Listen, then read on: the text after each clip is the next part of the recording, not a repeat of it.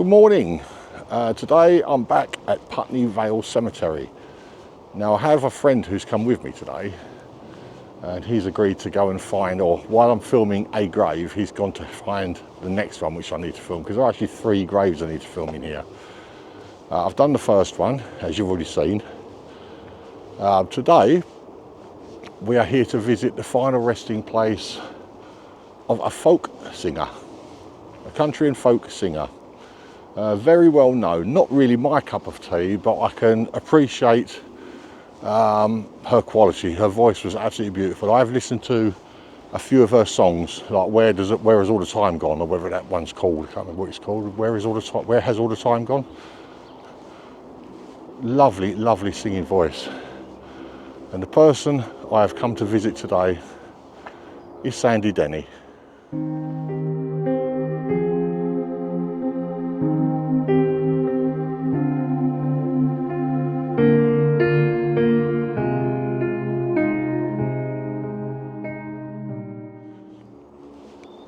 Yeah, Sandy Denny, she was, I think, the only invited guest to appear on a Led Zeppelin track, which in itself speaks volumes.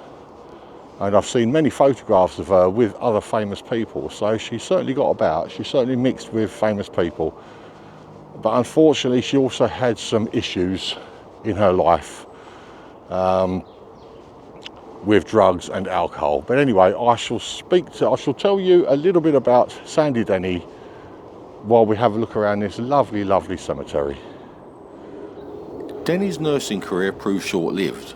In the meantime, she had secured a place on a foundation course at Kingston College of Art, which she took up in September 1965, becoming involved with a folk club on campus.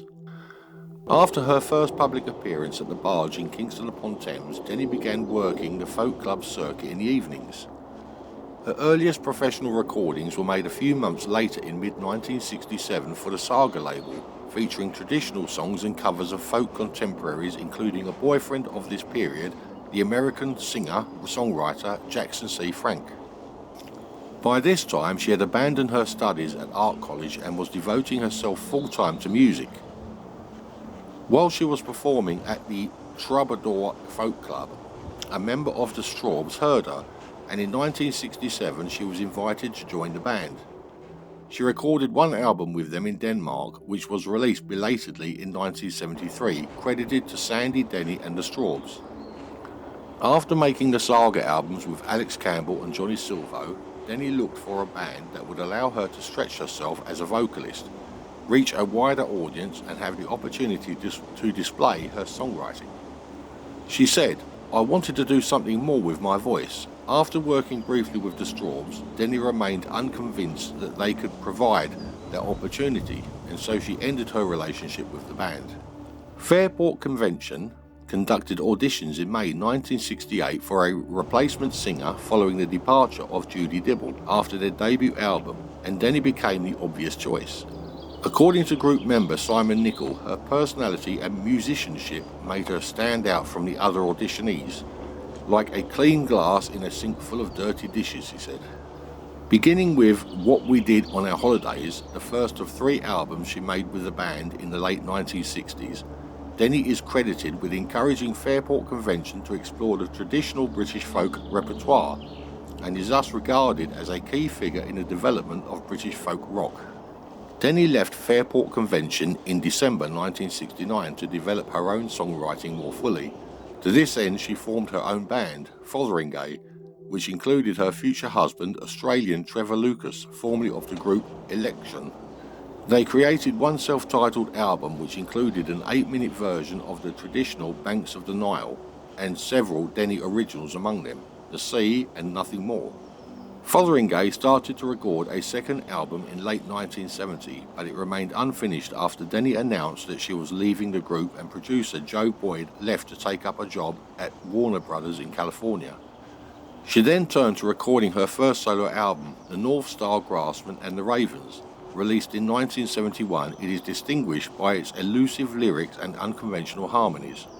Sandy, with a cover photograph by David Bailey, followed in 1972 and was the first of her albums to be produced by Trevor Lucas. Melody Maker readers twice voted her the best British female singer in 1970 and 1971, and together with contemporaries including Richard Thompson and Ashley Hutchings, she participated in a one-off project called The Bunch to record a collection of rock and roll era standards released under the title of Rock On. In 1973, she married long-term boyfriend and producer Trevor Lucas and recorded her third solo album, Like an Old-Fashioned Waltz. In 1974, she returned to Fairport Convention, of which her husband was by then a member, for a world tour captured on the 1974 album Fairport Live Convention, and a studio album Rising for the Moon in 1975. Although her development as a soloist and songwriter had taken her further away from the folk roots direction that the band had pursued since Liege and Leaf, 7 of the 11 tracks on Rising for the Moon were either written or co-written by her. Denny and Lucas left Fairport Convention at the end of 1975 and embarked on what was to become her final album, Rendezvous. Released in 1977, the album sold poorly and Denny was subsequently dropped by Island Records. Having relocated to the village of Byfield in Northamptonshire in the mid-70s, Denny gave birth to her only child, a daughter named Georgia, in July 1977. A UK tour to promote Rendezvous in autumn 1977 marked her final public appearance. The closing night at the Royalty Theatre in London on 27th of November 1977 was recorded for a live album, Gold Dust, which because of technical problems in the recording of the electric guitar was belatedly released in 1998. Linda Thompson would later note that Denny really started going downhill in 1976 and demonstrated increasing levels of both manic and depressive behaviour. Depression, mood swings and the unravelling of her tumultuous marriage to Trevor Lucas heightened her drug and alcohol abuse, in the midst of which she learned that she was pregnant. Her daughter Georgia was born prematurely in July 1977.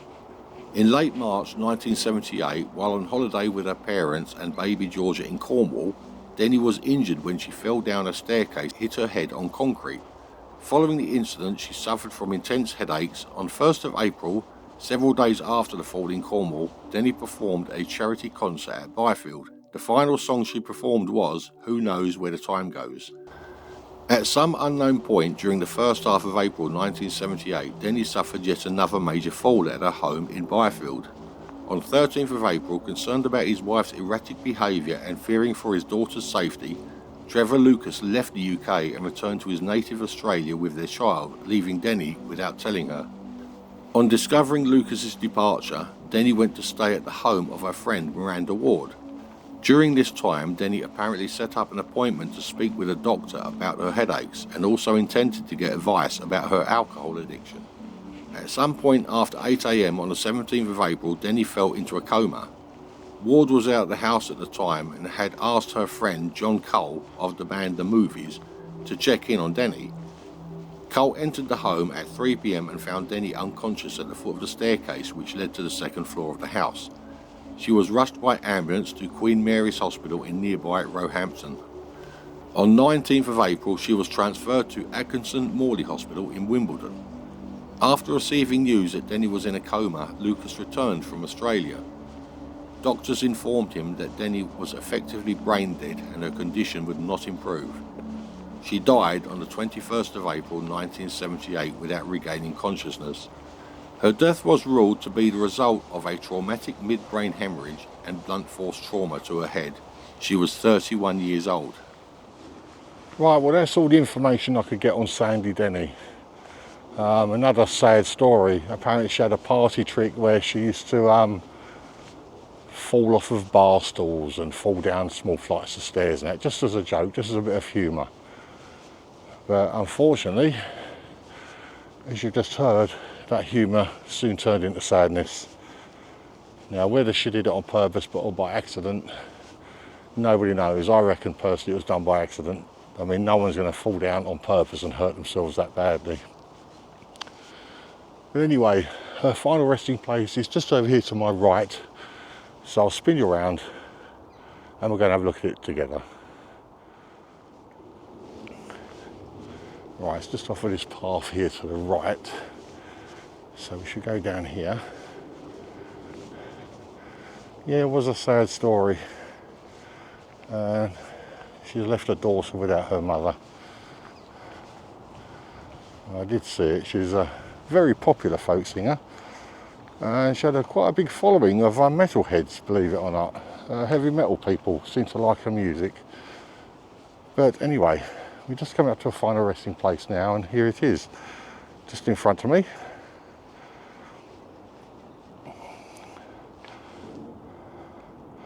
This is the final resting place of Sandy Denny. Let's get a bit closer. The Lady Alexandra Eileen McLean Lucas, Sandy Denny, 6th of the 1st, 47 to the 21st of the 4th, 78, and there's a picture of her. And a few other little ornaments on her grave, and some flowers that have been laid fairly recently, but they're dying now. But anyway, that is the final resting place of Sandy Denny.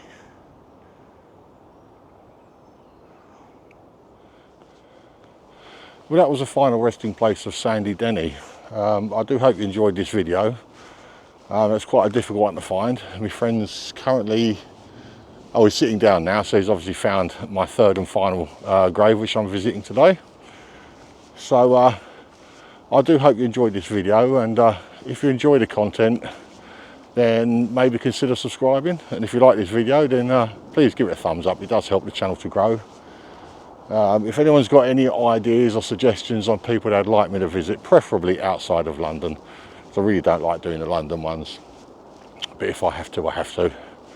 Yeah, then please leave it in the comments if you want me to go and visit anyone, no matter where they are in the country. I'm doing another road trip this summer, so anywhere in the country is fine.